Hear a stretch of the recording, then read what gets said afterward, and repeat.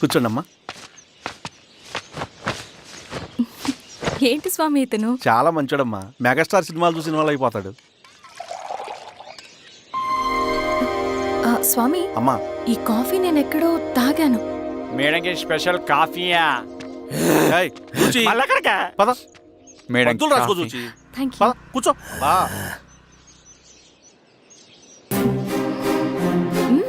Coffee బాగుంది. ఎవరు చేశారు? మా రవణ పెట్టాడమ్మా. రవి? ఎవరు రమ్మను? రవణ మేడం పిలుస్తున్నారు.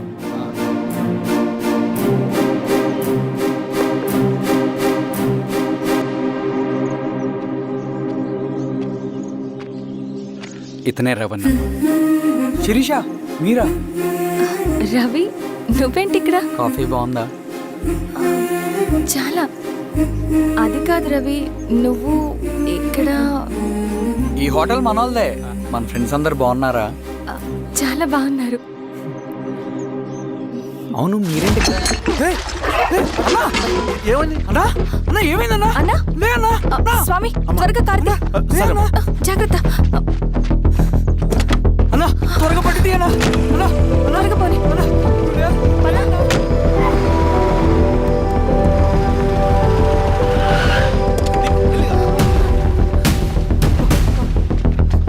Doctor doctor. డాక్టర్ డాక్టర్ ఏమైంది?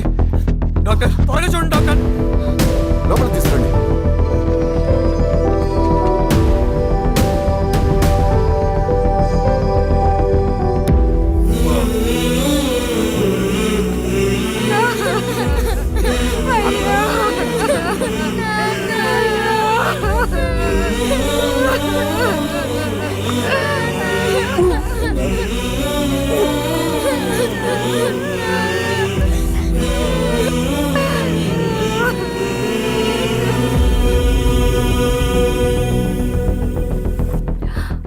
ఎలా ఉంది డాక్టర్? డాక్టర్ చనిపోయాడమ్మా.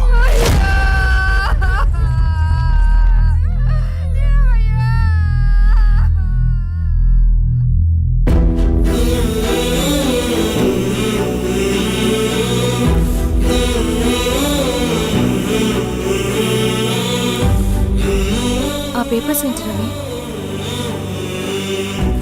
అతని భూమికి సంబంధించిన పేపర్స్.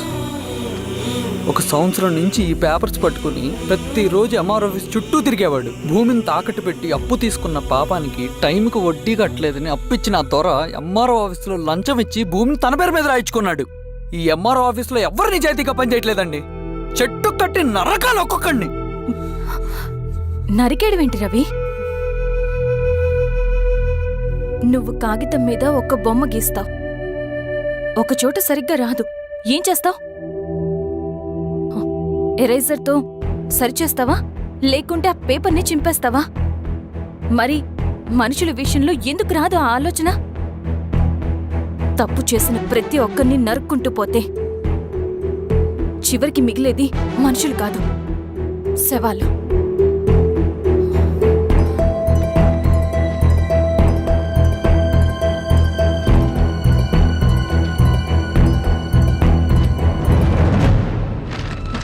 పదరవి రా.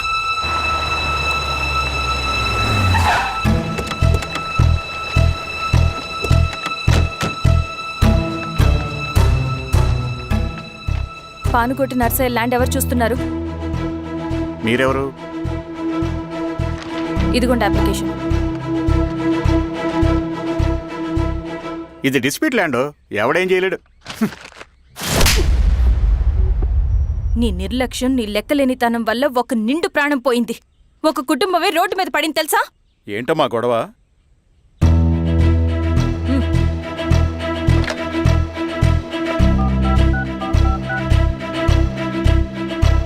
Hello sir.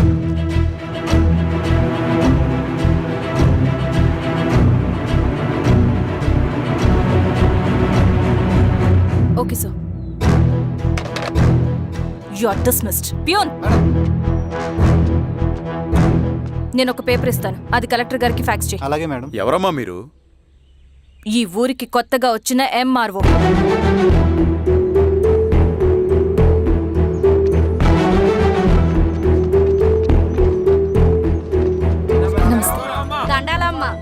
మీ పరిస్థితులు నాకు తెలుసు. పని చేస్తేనే మీకు పూట గడుస్తుంది. పనులు మానుకుని మీరు ఈ ఆఫీస్ చుట్టూ తిరగాల్సిన అవసరం లేదు. మరి ఎట్టాగమ్మా? నేనే మీ ఊరొస్తాను. ఆ రోజు అరగంట వీలు చూసుకుంటే చాలు, మీ పని పూర్తయిపోతుంది. దండాలమ్మా.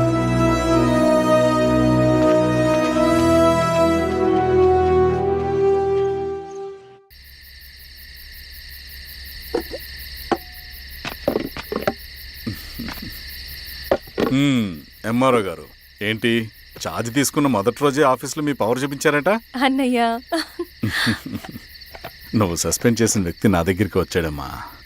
పాపం కన్నీళ్లు పెట్టుకున్నాడు.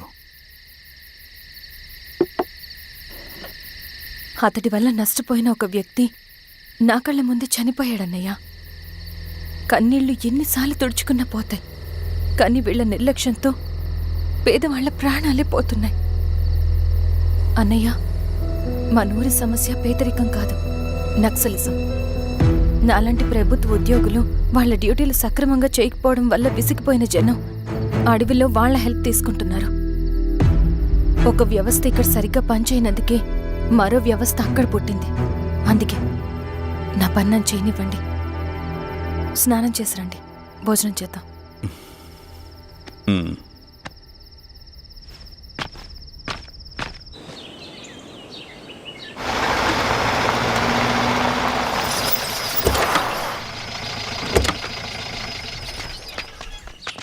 నమస్కారం అమ్మా.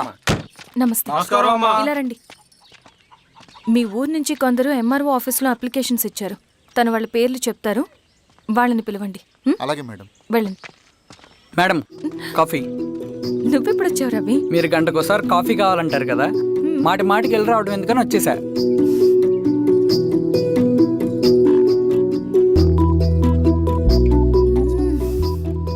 రవి, ఈ కాఫీ కోసమైనా నేను పెళ్లి చేసుకోవచ్చు.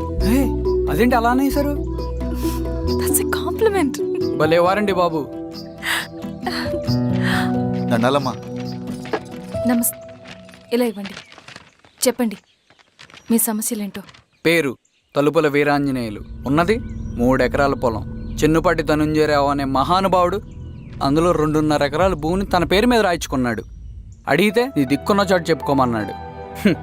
దిక్కులేనాడు కాబట్టి 1/2 ఎకరం భూమి మీదే పెద్ద కుటుంబాన్ని నెట్టుకొస్తున్నాడు. అవునమ్మగారు, ఆ పొలం ఎలాగైనా తిరిగిపించేయండి అమ్మగారు. ఆ పొలం కోసం 3 సంవత్సరాల నుంచి తిరుగుతున్నాను అమ్మగారు. వీరబాబు, వీళ్ళందరి దగ్గర కలెక్ట్ చేసుకో. మేడం, దాదాపుగా ఇక్కడ ఉన్న వాళ్ళందరి పరిస్థితులు ఇవే. వీళ్ళ సమస్యలు పరిష్కారం కావాలంటే మాట్లాడాల్సింది వీళ్ళతో కాదు మేడం, మన ఊరి పెద్ద మనుషులతో. ఆహా. ఇందు మూలంగా 50 మంది గ్రామ ప్రజలకి తెలియజేయదేవనగా శ్రీరామగిరి గ్రామ పంచాయతీ మోతుబరి రైతులు, సన్న చిన్నకారు రైతులందరూ రేపు ఉదయం 10 గంటలకి ఎంఆర్ఓ ఆఫీస్ దగ్గరికి రావాలా.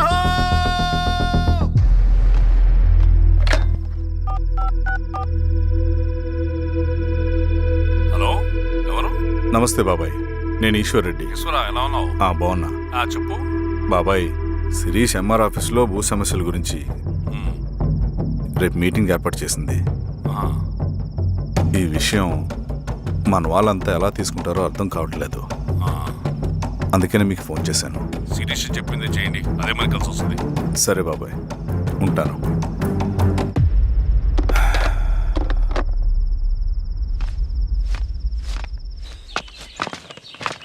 నమస్తే మేడం. నమస్తే అమ్మా. కూర్చోండి. పొలాల్లో పండిన పంట కోతకొచ్చినా ఈ రోజుకి ఒక్క గింజ కూడా తెగకుండా పక్షులకు, పందికొక్కలకు ఆహారంగా పోతుందంటే దానికి కారణం ఇది. ఈ ఊరికి పట్టిన దౌర్భాగ్యం మీరు చేసిన అక్రమాల చిట్టా.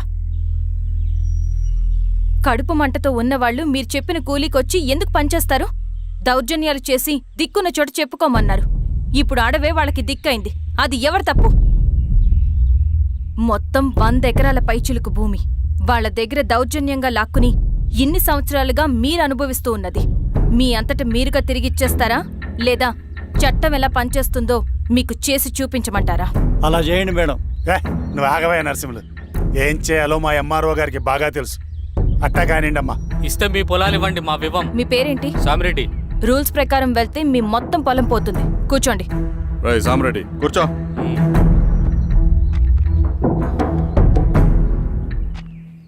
ఏమ్మా, సంతోషమేగా? మరీ నువ్వు అనుకున్నంత చెడ్డవాళ్ళేం కదమ్మా మనోళ్ళు.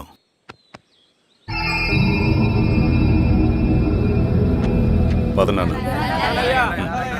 నమస్తే. పెద్ద ఆయన చెప్పాడు అంతా మన మంచికే. పోను పోను నీకే అర్థం అవుతుంది. ఎన్నాళ్ళకి మీకు మంచి జరుగుతుంది.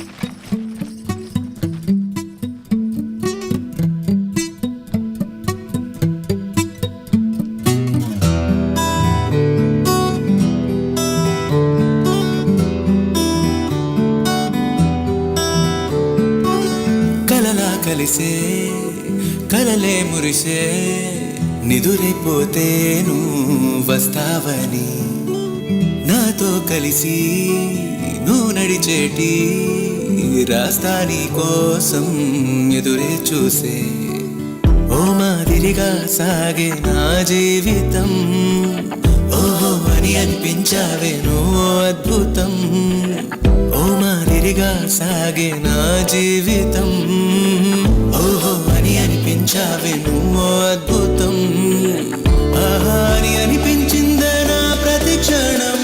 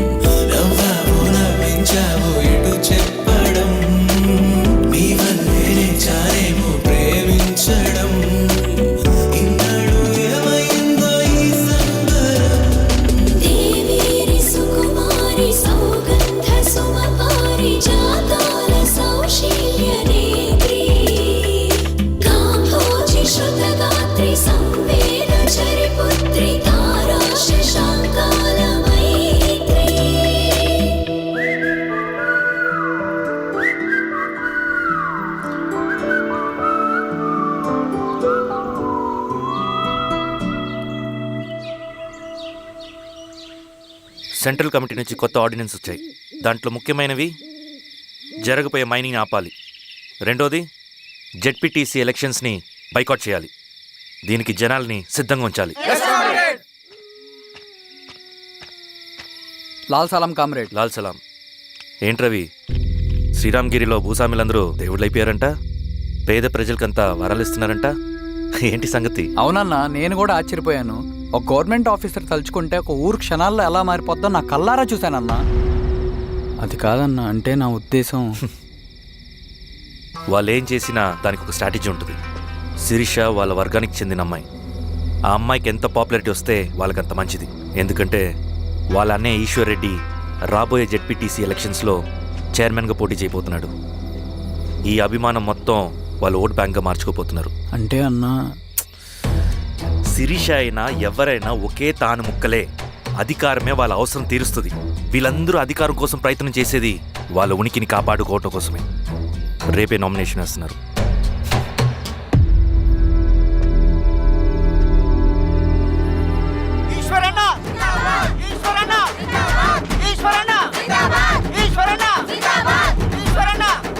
అమ్మగారు మీ సపోర్ట్ మాకు కావాలి. స్వామి అయ్యా, మీ అన్నయ్య గారు ఎలక్షన్ నిలబడుతున్నారమ్మా. అవును. అయితే మా ఓట్లని మీ అన్నయ్య గారికేనమ్మా. వాళ్ళు ఏం చేసినా దానికి ఒక స్ట్రాటజీ ఉంటుంది. అమ్మాయి గారు, సంజీవ్ రెడ్డి గారు వస్తున్నారంట. మధ్యాహ్నం భోజనానికి అన్నయ్య గారు ఇంటికి వచ్చి ఉన్నారమ్మా. అవునా? సరే సరే అమ్మా. రవి, నువ్వు కూడా నాతో వచ్చి. అది రవి, ఇక్కడ నాకు ఫ్రెండ్స్ అంటూ ఎవరు లేరు. నాకు తెలిసిన వాడివి నువ్వు ఒక్కడివే. I'm feeling alone. అందుకే, అర్థమైందా? సరే.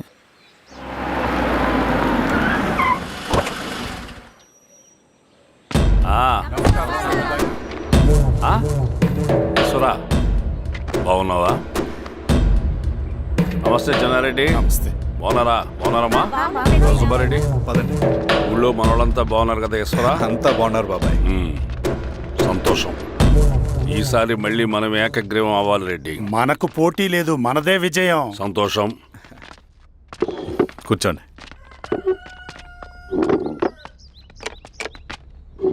మీరందరూ లోపలికి వెళ్ళి భోంచేయండి. అలాగే అన్న. ఆ రైతు కూలి సమస్యలు ఎంతవరకు వచ్చినాయి? మాట్లాడుతున్నాం బాబాయ్, దాని గురించి మీరేం వరి అవ్వట్లేదు. బాబాయ్, ఆ, నమస్కారం. రండి రండి. ఎంఆర్ఓ శిరీషారెడ్డి గారు. శిరీష రెడ్డా? ఆ, శిరీష అనే పిలవచ్చుగా. అమ్మమ్మ, పులికి పంచాలాగా సింహానికి చూలాగా అది మన ఐడెంటిటీ. అది అట్లాగే ఉండాలి. సరే బాబాయ్, నేను ఫ్రెష్ అయ్యేస్తాను, మీరు కానివ్వండి. ఆ, అయినా ఈ కాలం చదువుకున్న ఆడపిల్లలతో మాట్లాడటం చాలా కష్టం. చుట్టుపక్కల శిరీషుకున్న ఇమేజ్ మనకి చాలా మంచి అయింది ఈశ్వరా. నేను అడగకముందే పార్టీ హైకమాండ్ సర్వే చేయించి నీకే ఫేవర్గా ఉండడం వల్ల టికెట్ ఇచ్చింది.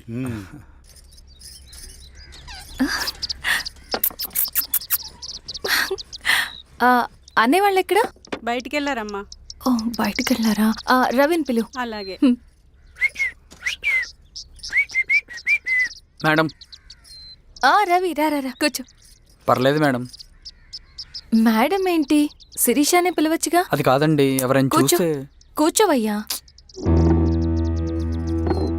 ఇది ఆఫీస్ కాదు రవి, మా ఇల్లు. వడ్డించు. సరే అమ్మా.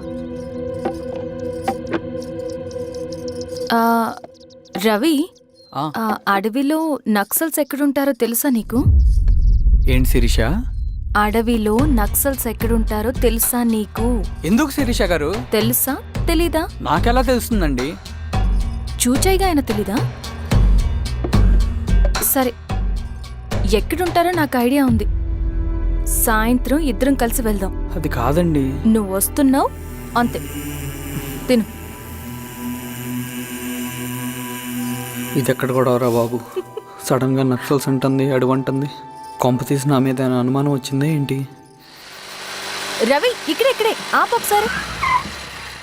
ఎందుకు ఇప్పుడు ఈ టైంలో అడ్వెంచర్లు? ఇప్పుడు జరగరాంది ఏమైనా జరిగితే రేపు మీ అన్నయ్యకి తెలిస్తే బాగోదు. రవి, చుట్టూ చూడు. పైన వెన్నెల, పక్కనే అడవి. అబ్బో, ఎంత బ్యూటిఫుల్ గా ఉందో. అవునా? అవునా ఏంటి? అసలు ఎప్పుడు చూసినా ఎందుకలా డల్ గా ఉంటున్నావు? కాలేజ్లో ఇలా ఉండేవాడివి కాదు కదా, ఏమైంది? అది ఒక్క నిమిషం. హలో మేడం, పేషెంట్కి అర్జెంటుగా ఏ పాజిటివ్ బ్లడ్ కావాలి మేడం. రవి, అర్జెంటుగా హాస్పిటల్కి పోనీ. ఏమైంది? పోనీ. రండి మేడం, ప్లీజ్ రండి. పోలీసులకి నక్సల్స్కి కాల్పులు జరిగాయి. ఆ కాల్పుల్లో గూడెం కుర్రాడు ప్రాణాపాయ స్థితిలో ఉన్నాడు. తన బ్లడ్ మీ బ్లడ్ సేమ్. ఆ బ్లడ్ గ్రూప్ మా హాస్పిటల్లో లేదు. అందుకే మీకు కాల్ చేశాను. ఓ అవునా? అవును మేడం. పదండి డాక్టర్. Thank you madam.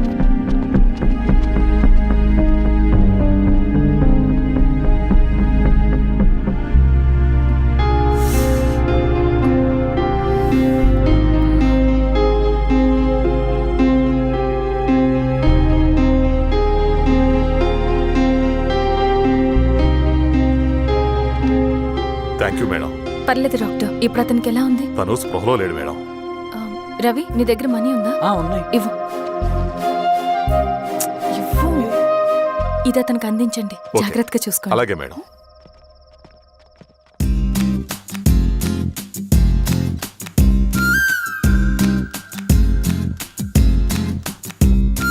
ఆనందమో ఆవేశమో నీ తోడు కోరింది